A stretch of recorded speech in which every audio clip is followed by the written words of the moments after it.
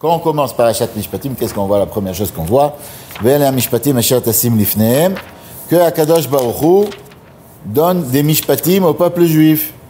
Comme on dit, c'est juste après le Matan Torah, ça veut nous dire quoi? Ça veut nous dire que tu peux recevoir Akadosh Baruch Hu et tu peux avoir des kolotes ou brakim, beaucoup de bruit, beaucoup de tonnerre. Mais si après, quand tu vas voir ton voisin, tu vas pas te conduire avec lui comme il faut, alors ça vaut rien. Ça veut dire, des fois on peut être très très haut, mais il faut savoir que le Ben Adam le Chavero aussi, ça fait partie du Matan Torah. Comment se conduire avec quelqu'un d'autre? Ça c'est le vrai Matan Torah. Parce que quelqu'un qui reste très très haut que quand il est en haut, que quand il a aucun rapport avec quelqu'un d'autre, c'est pas une grande métier, c'est pas une grande trouvaille. La vraie trouvaille, c'est quand quelqu'un, malgré qu'il travaille en bas, qu'il a des contacts avec les humains et qu'il voit comment les humains ça marche et comment il faut se conduire, et il se conduit comme il faut. Alors là, on peut dire que réellement, il a reçu la Torah.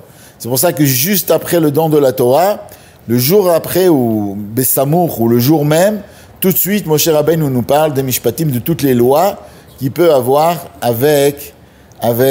entre un homme et son voisin.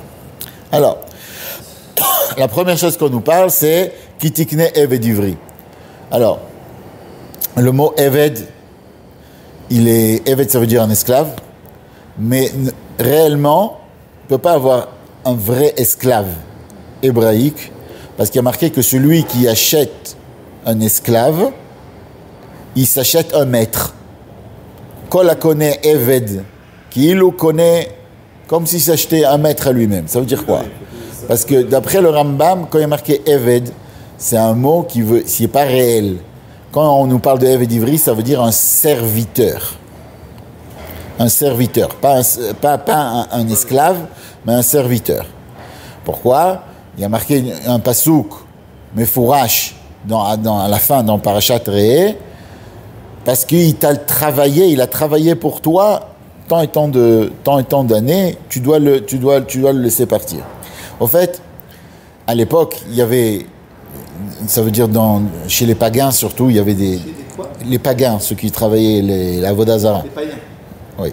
Alors ils avaient pour eux, d'abord l'homme, d'accord, ils voyaient pas que l'homme il était fait Betselem Elokim.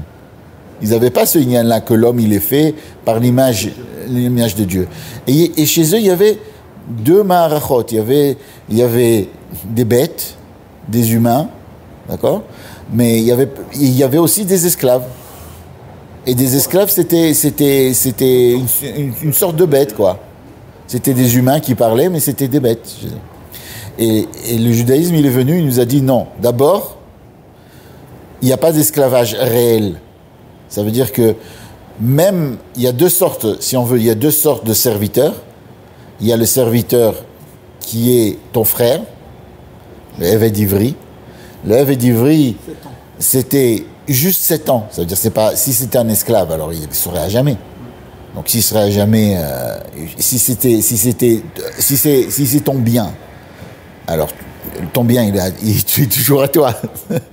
Malgré que dans la Torah, même ton bien, il n'est pas réellement à toi, parce que même quand tu achètes un champ, après un sadé, donc après 50 ans, certaines fois tu dois le rendre. Mais, d'accord? Mais normalement, un bien qui est à nous, un métaltel, quelque chose qui bouge, une vache, un chien, je sais pas quoi, qui est à nous, c'est à nous, à jamais. Mais là, le Eved Ivri, non, il est que pour 7 ans.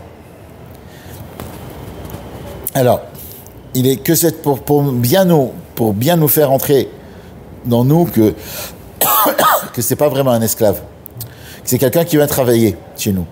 Et on devait lui donner énormément de kavod. Ça veut dire que si, par exemple, nous on a que, et la Gemara elle dit comme ça, si quelqu'un il a que un coussin, il n'a pas le droit de le prendre pour soi. Il doit le donner à son serviteur. Parce que quelqu'un qui travaille pour nous, on doit lui donner du kavod. En fait, c'était qui ce serviteur hébraïque qui venait travailler chez nous? C'était quelqu'un, d'accord, qui ou avait volé et n'avait pas de quoi rembourser, donc il devait être serviteur chez quelqu'un d'autre, mais c'était une sorte de mishpachat omna. Je ne sais pas comment on dit ça en français. C'est une famille d'accueil. Parce que cette famille-là, ça devait être une famille assez aisée, qui avait de quoi nourrir cette personne qui avait volé, et il l'aurait éduqué, en fait. Et ce n'est pas que quelqu'un il se trouve en prison, enfermé, qui fait rien. Il était là-bas et il travaillait pour cette famille, mais il n'avait pas le droit de faire...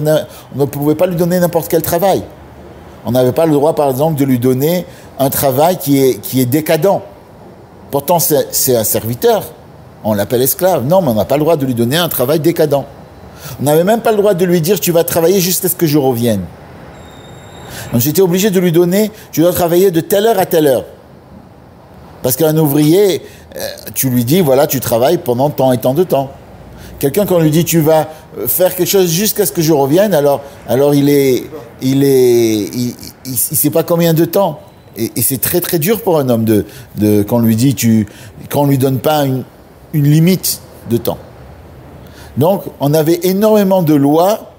Il y avait tellement de lois que les Chachamim disaient celui qui prend sur lui d'accueillir un Eved Ivri, il accueille un patron. Parce que si quelqu'un, tu ne dois pas lui donner ça, tu n'as pas le droit de lui donner ça.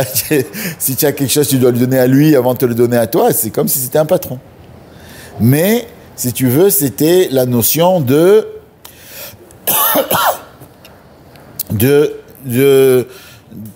quelqu'un et de le rééduquer, quelqu'un qui a volé ou quelqu'un qui a vraiment des difficultés financières. Et un homme, il n'a pas le droit de se vendre en tant que Eved Ivri, que si vraiment il n'a pas de quoi manger. Et tant qu'il a de quoi manger, il n'a pas le droit de soumettre sa liberté. Et au fait, ça vient tout de suite après, ça veut nous apprendre que un homme, il doit être libre. D'une manière naturelle, l'homme, il doit être libre. Et si Akadosh Baruch Hu, le seul esclavage que quelqu'un doit avoir, c'est envers Akadosh Baruch Hu. Et bon, alors, le Eved Ivri, si tu veux, ça représente quelque chose, mais qui était à l'époque. Mais comment se fait-il qu'on nous parle de ça juste après le Matan Torah, où tout le monde était très très riche et qu'il ne pouvait pas avoir cette notion-là de Eved Ivri, puisque personne n'allait voler. Pourquoi quelqu'un va voler? Puisqu'ils étaient tous très riches, d'accord? Et personne allait... Et tout le monde avait de quoi manger, donc ils n'avaient pas besoin d'avoir des familles d'adoption, d'accord? Mais, alors, il y a un Midrash qui nous dit que... Il y a un Chacham comme ça qui dit que une fois, il y avait une femme qui était très très pauvre, son mari il est décédé, qui n'avait pas de quoi manger, etc. Et il y avait un banquier qui a commencé à lui dire tu dois payer tu dois sortir de ta maison pour payer ta dette. Et le Rav, comme ça, il voulait expliquer au banquier qu'il ne fallait pas faire ça. On ne fait pas sortir une femme avec des enfants comme ça en plein hiver. Surtout l'hiver de Russie, l'hiver de Pologne, c'était un hiver qui était très très rude. Il ne savait pas comment faire pour expliquer au banquier qu'un juif ne peut pas faire ça. On ne peut pas faire sortir, même que tu as raison. Oui, c'est un banquier juif. Même qu'il avait raison, et même qu'on ne peut pas faire sortir quelqu'un en plein hiver de sa maison, même qui te doit de l'argent. Alors qu'est-ce qu'il a fait? Alors on dit comme ça, il est allé voir le banquier, il a commencé à lui parler. Mais quand le banquier il a entendu que le rêve tellement grand, il est venu le voir, il est sorti vers lui. Et il lui a dit, viens, rentre à la maison. Le Rav lui a dit, non, je vais rester dehors, je vais te parler. Non, le banquier, quand il est sorti des petites chemises. Il n'avait pas mis le manteau, etc. Il est sorti juste pour recevoir le Rav pendant quelques minutes pour l'accueillir. Et le Rav, il commence à lui parler de Parashat Shavua, de qu'est-ce qui se passe. Il a plein d'histoires. Il a froid, il gèle comme ça dehors. Il lui dit, le Rav, vous voulez pas rentrer dedans, s'il vous plaît? Vous voulez pas Non, non, je veux juste finir encore quelque chose que j'ai à te dire, j'ai à te raconter quelque chose sur la paracha, etc. Alors, je dis, mais qu'est-ce que tu veux me dire? Non, non, je vais te raconter encore la paracha. Il gèle comme ça. Après, il lui dit, tu sais, derrière Hagav, la famille que tu veux renvoyer de sa maison, peut-être tu peux attendre l'été pour les renvoyer, pas maintenant, tu peux faire quelque chose, ramasser un petit peu d'argent pour eux. Et il avait tellement froid, il a compris c'est quoi le froid, il lui a dit, tu sais quoi, oui, je suis d'accord. Je suis d'accord, on attendra un petit peu, on essaiera de ramasser de l'argent pour eux, on fera quelque chose pour eux. Et ça, c'est ce qui fait, Akadosh Baruch Hu, quand il nous dit qu'on vient de sortir de l'esclavage, on vient de sortir du Beit Avadim, il nous dit, c'est pas bien de faire ça, regardez comment vous avez souffert en tant qu'esclave, et ne rendez pas vos frères encore une fois esclaves. C'est pour ça qu'il leur dit juste après la sortie d'Égypte, c'est la première mitzvah, pour qu'on sache que l'importance que de pas rendre esclave quelqu'un d'autre. D'accord? On peut le rendre. Des fois, Kadosh Baruch Hu, il fait que quelqu'un, il a un chaliar.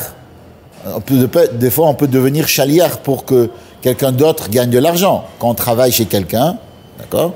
En fait, on est le chaliar d'Akadosh Baruch Hu pour envoyer de l'argent à notre boss. On est là, d'accord? Quand quelqu'un il travaille chez un employé, donc c'est qu'Akadosh Baruch Hu nous a fait chaliar de donner de l'argent à notre employé, à notre employeur. Pardon. Mais esclave non. Mais c'est sûr que ça veut nous dire une autre chose. Ça veut nous dire que on doit être libre. Notre pensée, notre marchava, notre conduite doit être comme un homme libre et jamais être esclave à quoi que ce soit. Jamais se dire on est obligé de faire quelque chose. On est obligé de répondre à un WhatsApp. Non, ça c'est autre chose. On n'est pas obligé de résorber. Non, parce que la Torah, c'est pas de l'esclavage. La Torah, c'est de se libérer. Parce que la Torah, si tu veux, ça représente Akadosh Baruch Hu. Et Akadosh Baruch Hu, c'est celui qui vit à jamais. Donc quand on va étudier la Torah, on se libère. On est esclave de quelque chose qui nous libère. Quand on est Eved d'Akadosh Baruch Hu, donc on se soumet à Akadosh Baruch Hu, donc réellement on vit.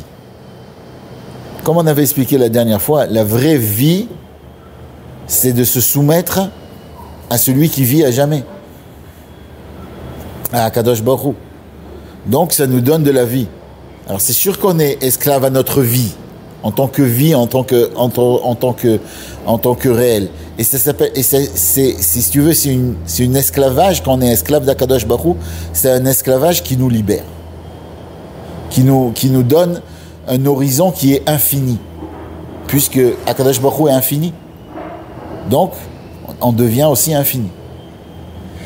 Et c'est pour ça que Ozen Sheshama al Sinai. Et si quelqu'un dit non, moi je veux être esclave, je veux être esclave à mes besoins, je veux être esclave à des choses qui sont matérielles, alors on lui dit Ozen Sheshama al Sinai. D'accord? L'oreille qui a entendu sur le Har Sinai, qui libine Israël Avanim, vous êtes mes esclaves à moi, et elle veut absolument être esclave de quelqu'un d'autre. Alors c'est vrai que dans la Torah, il y a plusieurs niveaux. Alors le premier niveau, c'est que réellement l'esclavage, etc., qui était à l'époque. Mais il y a aussi le niveau qui est pour nous, le niveau qui est pour la génération qui a reçu la Torah, qui était très riche. Et ce niveau-là, c'est pour te dire, ne vous soumettez pas, ne soyez esclaves de quoi que ce soit, ne soyez pas esclaves de votre argent, ne soyez esclaves de rien du tout. On dit comme ça, cette semaine, c'était le Yortzeit de la Rabbinite. Le Rabbi en Tavshin Lamed Chet, il était très très malade. Il a eu une attaque cardiaque. Ça s'est passé Shmini Atzeret. Il a eu une attaque cardiaque. Et il y a eu une grande panique dans le Kaal, comment tu dis, comment on dit le Kahal? L'assemblée. Et tout le monde est sorti pour faire de l'air au rabbi, etc. Et le rabbi il était très malade. Normalement, il aurait dû aller à l'hôpital. Et le rabbi, il a dit non, je ne vais pas à l'hôpital, je reste à la maison. Et il a même pas voulu que les rabbinim lui disent d'aller à l'hôpital. Parce qu'il y en a, il dit, si c'est une question ilkhatique, tu as le droit d'aller à l'hôpital. Quelqu'un qui a une attaque, il a le droit d'aller à l'hôpital, il doit aller à l'hôpital. C'était Yom Tov. Et le rabbi n'a pas voulu. Il a dit, je reste à la maison.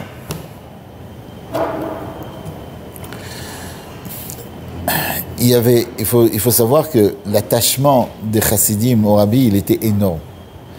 Et je suis au courant comme ça, hein, il y a quelqu'un il a entendu que le rabbi, il a eu une attaque cardiaque. Je connais quelqu'un, enfin, j'ai entendu parler, je ne le connais pas personnellement parce que j'étais trop jeune. On m'a raconté sur un chassid qui lui-même a eu une attaque juste d'entendre que le rabbi, il a eu une attaque. Ça veut dire que c'était très très important pour le rabbi de ne pas aller à l'hôpital, de ne pas sortir de là où le rabbi précédent il était. Le rabbi, il a vu une bracha, on ne peut pas se connaître exactement qu'est-ce que le rabbi il a pensé, mais ce qu'il dit, c'est que quand quelqu'un qui reste chez soi, alors il a plus de... S'il arrive à recevoir les soins qu'il a besoin chez soi, d'accord, alors il a plus de chances de guérir. Et ce qu'ils ont fait, c'est qu'ils ont amené tous les soins de l'hôpital, ils l'ont amené chez le rabbi, et la chambre du rabbi, c'est devenu un vrai hôpital, avec toutes les marchirim, avec tous les, comment on dit, les appareils que le rabbi il avait besoin. Et le docteur qui s'occupait de lui, c'était un jeune docteur, il s'appelait Dr Weiss. Une fois, il lui a parlé comme ça au rabbi, il lui a dit, tu sais, ils ont parlé, quand tu sais, le patient avec le docteur, il parle, et là, c'était le rabbi, alors il a pu commencer à poser des questions, et il a dit comme ça au rabbi, j'ai réussi dans ma vie, de presque tout ce que je voulais faire. Je voulais devenir docteur, je suis devenu docteur. C'était quelqu'un de très connu, il avait une très bonne renommée. Mais une chose, j'ai pas réussi. Il a dit comme ça, je sens que je deviens esclave de ma carrière. Et j'ai pas le temps pour ma famille. J'ai pas le temps pour ma femme, pour mes enfants. Et le rabbi lui a dit, tu sais que moi aussi je suis occupé. Enfin, il n'a pas dit comme ça, mais il a dit, moi, il a donné son système à lui. Il a dit, tous les jours quand je reviens du travail, je reste 20 minutes avec la rabbinite. Et pour moi, ces 20 minutes-là, où je bois le thé avec la rabbinite, chaque jour, il revient, il parle avec sa femme pendant 20 minutes, le rabbi, il raconte ça. Malgré toutes les occupations qu'il avait, il restait 20 minutes avec la rabbinite. Et pour lui, ces 20 minutes-là, c'était important comme de mettre les tuiles. C'est-à-dire que quelqu'un, il doit savoir qu'il ne faut pas être esclave. Il faut savoir se libérer. Il faut savoir donner du temps. Donner du temps, et si on a besoin de donner du temps pour quelque chose, de le donner. Et si on veut, ça c'est la première chose qu'on nous dit. Esclave, quand tu as dit on peut être esclave d'Akadosh Baruch Hu, Eved Hashem, mais c'est pas vraiment de l'esclavage, c'est on se libère. Mais envers les autres choses qu'on a dans le monde, on n'est pas esclave. On n'est pas obligé de quoi que ce soit. Alors ça, si tu veux, ça c'est la première idée. Après, qu'est-ce qu'on nous parle ? On va nous parler de beaucoup d'halachot. Beaucoup d'halachot. Mais toutes les halachot qu'on va nous parler ici, c'est des halachot qui sont incompréhensibles si il n'y a pas quelqu'un qui nous les explique. Qui c'est qui va nous les expliquer ? C'est les chachamim. Par exemple, il y a marqué Aïn tachat aïn, shen tachat shen. Un œil contre un œil, une dent contre une dent. Œil pour œil, dent pour dent. Et là, on se pose tout de suite la question, Parashat Mishpatim, c'est la première paracha qu'on nous donne, et elle est codée. C'est une paracha qui est complètement codée. On n'arrive pas du tout à la comprendre. Et là, on se pose la question, comment se fait-il qu'Akadosh Baruch Hu nous donne une Torah qui est tellement codée ? Et qui c'est qui donne, si on veut, qui c'est qui nous dit que que le décodeur, c'est les Chachamim. Ça veut dire, où c'est que c'est marqué dans la Torah même, que les décodeurs, qui c'est qui décode ça? C'est ce qu'il faut se poser. Qui c'est qui décode ça? Qui c'est qui peut décoder ça? Alors on dit comme ça, hein, qu'au fait, la Torah, d'elle-même, elle nous prouve qu'elle n'est pas claire.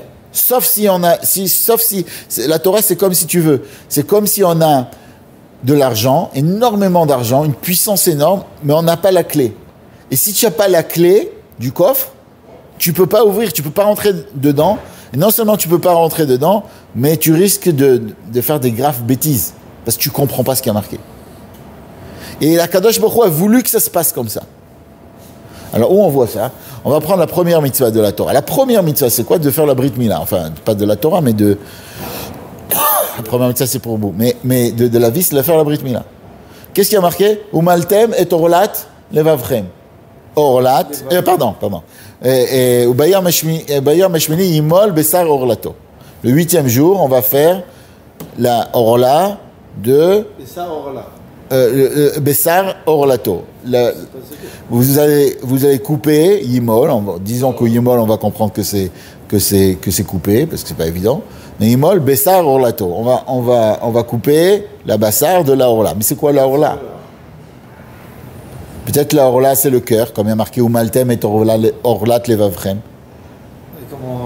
Comme il y a un passou qui dit que la orla du cœur, Alors comment couper le cœur? Peut-être il faudrait faire un petit signe sur le cœur quand on est juif. Peut-être. Ou peut-être la orla c'est aral sfataim. Il y a un autre passou qui dit aral sfataim. Quelqu'un sur Moshe Rabbein qui bégaye. Donc peut-être la orla c'est il faut faire un truc sur la bouche. Pas d'explication. Qui c'est qui nous dit que la orla, c'est les Chachamim qui nous expliquent. Ils l'ont fait quand même avant. Tu prends. Ils ont fait la Brit Mila. Oui, mais qui c'est qui nous a expliqué ça? Oui, il leur a expliqué. Ça veut dire ce qui a marqué ici, c'est codé. Si tu n'as pas d'explication, tu arrives à des trucs complètement farfelus. Bah oui, comme on a dit. Et si, par exemple, après tu prends la deuxième mitzvah de mettre les tefilin, Vayu le totafot ben enechem. Qu'est-ce qu'on marque dans les tefilin? Quoi? Qui c'est qui dit que Totafot c'est 4 parshiot? C'est Rashi qui nous explique. Totafot en africain ça veut dire 2, 4. Mais c'est-à-dire la Torah, si tu la prends telle qu'elle, elle a aucun sens. À part si les Chachamim ils viennent et ils l'expliquent.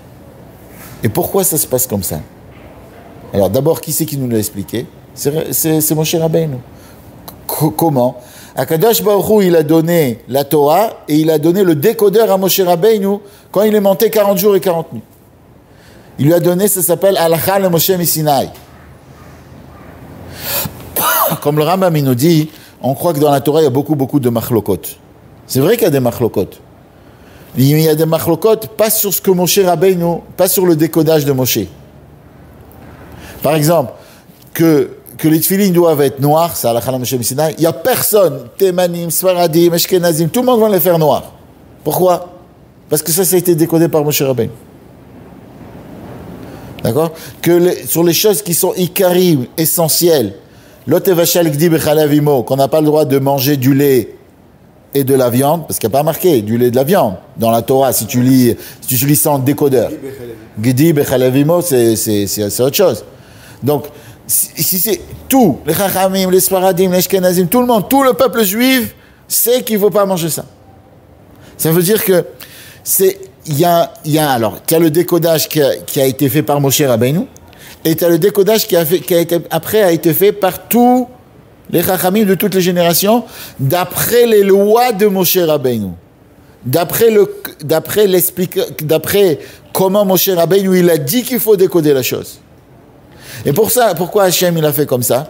Pour qu'il n'y ait pas quelqu'un qui après puisse dire « Ah, moi je comprends la Torah mieux que vous, et je peux vous dire que Akadosh Baruch Hu a changé la Torah. » Non, c'est que les Chachamim du Ham Israël qui peuvent comprendre, parce que c'est que eux qui ont la possibilité de comprendre réellement la Chokhmah d'Akadosh Baruch Hu. Et la Chokhmah d'Akadosh Baruch Hu, c'est comment Akadosh Baruch Hu il va être dans le monde. Et c'est pour ça qu'il y a marqué Ela mishpatim asher tasim lifnehem, que même si si tu irais voir une autre justice, une justice de quelqu'un qui n'est pas juif, et qui va te dire, voilà, il faut faire comme ça et comme ça et comme ça, il ne faut pas aller voir la justice des non-juifs. Il faut aller d'abord la justice hébraïque, parce que la Torah, la volonté divine doit passer par les Dayanim. La volonté divine doit passer par les Chachamim. Parce qu'Akadosh Baruch Hu a voulu que ça se passe comme ça. Et pourquoi Akadosh Baruch Hu il a voulu que ça se passe comme ça? Parce qu'il veut qu'on soit intégré dans la Torah de telle manière qu'on soit impliqué. Tu comprends que ce n'est pas la même chose, quelqu'un qui écoute à chaque fois la Torah, ou qui écoute une dracha, que quelqu'un qui donne une dracha. D'accord? Quelqu'un qui donne une dracha, il est beaucoup plus impliqué. Et Akadosh Baruch Hu a voulu que le peuple juif soit impliqué dans l'explication de la Torah. Alors c'est sûr que de nos jours, on ne pourra pas faire des nouveautés, mais des nouvelles explications, oui. Chaque juif a son chelek dans la Torah, a sa partie dans la Torah. Et Akadosh Baruch Hu, il veut que chaque juif fasse un effort de comprendre la Torah. Et comme chaque juif a sa manière de voir la chose, chaque individu. Donc chaque individu a une possibilité de faire quelque chose de nouveau dans la Torah. Et un chidouche dans la Torah. Même quand on fait un shiur, tu poses une question, l'autre il pose une question, etc. On arrive à un nouveau pshat, à une nouvelle compréhension. Alors si tu veux, hop, tu fais partie de la Torah. Tu es impliqué dans le don de la Torah. Un juif, il est impliqué dans le don de la Torah à chaque instant. On fait partie de ça. C'est pas comme si Akadosh Baruch Hu nous a dit quelque chose et on est obligé de le faire. C'est bien, Naaseh Venishma, c'est vrai. D'abord, on doit écouter Akadosh Baruch Hu au début. D'abord, on doit dire, nous, ce qu'on veut, c'est être avec toi. Mais après, on doit s'impliquer dans la chose. Et ça, c'est encore une fois, ça, c'est le Parashat Mishpatim. Sachez que, d'abord, la Torah doit être donnée, elle va être donnée par des codes. Les Chachamim, eux, ils vont nous expliquer la chose. Et chacun de nous a une partie dans ça, et chacun de nous doit être impliqué dans ça. Donc, comme on a dit, la première chose, c'est de savoir qu'on doit être libre et qu'on ne doit pas être esclave de quoi que ce soit qui est matériel. Tout ce qui est matériel, on ne doit pas être esclave. Et deuxièmement, on doit s'impliquer dans la Torah, rentrer dedans, essayer de comprendre et mettre notre intellect dedans. Parce que ça, c'est la volonté divine, que quelqu'un, il se fatigue dans la Torah. Et de même que, et c'est marqué plus que ça, que quand quelqu'un, il se fatigue dans la Torah, Akadosh Baruch Hu lui enlève d'autres fatigues. Comme il y avait quand ils sont descendus en Égypte, le fait même qu'ils descendent en Égypte, tant qu'ils étaient soumis à la Torah et qu'ils se fatiguaient à comprendre la Torah, les Égyptiens n'ont pas pu les soumettre parce qu'ils étaient soumis déjà à la compréhension de la Torah.